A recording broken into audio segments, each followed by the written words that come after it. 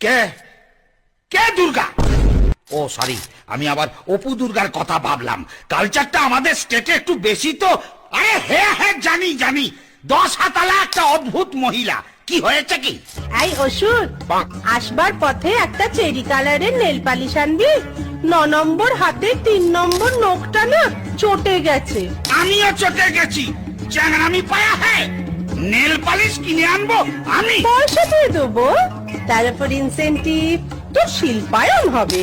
হ্যাঁ, শিল্পা শেঠি আমি পাবো? সেটি নয়, শিল্পায়ন।